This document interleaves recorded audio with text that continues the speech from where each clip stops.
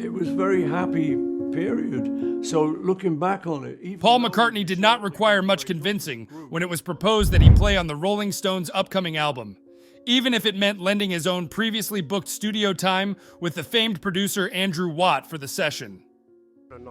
Mick Jagger, speaking to podcast and radio host Zane Lowe on his Apple Music One show, revealed details of the former Beatles' involvement in Hackney Diamonds, the first album of new Rolling Stones songs in 18 years. Jagger said Watt had booked the Stones for a 3-week recording session that was somehow sandwiched around a week of studio time that Watt said McCartney already had dibs on. Still, the producer had assured Jagger he was fully committed to producing the tracks for the Stones, as the band took on a sense of urgency to finish the project after it had lingered in perpetuity for too long, the Stones' legendary frontman said. The thing was that Andy had said to me, "Look, I'm working on this, Mick. It's had my complete attention, my complete focus for 6 months," Jagger said in the Apple Music One interview. And then he said to me, "I didn't really tell you completely the truth because I had this week booked with Paul McCartney right in the middle. Right in the middle of the 3 weeks we got booked for.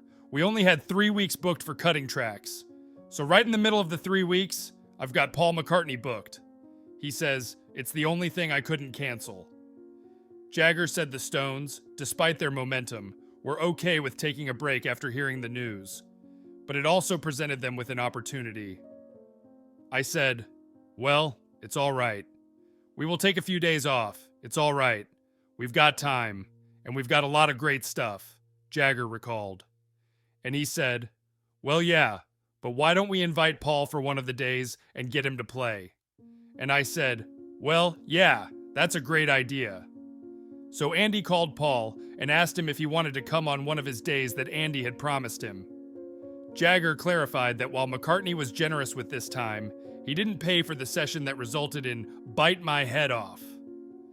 He gave up one of his recording days, I think would be fair, Jagger said. He didn't get an invoice, but he did give up one of his recording days.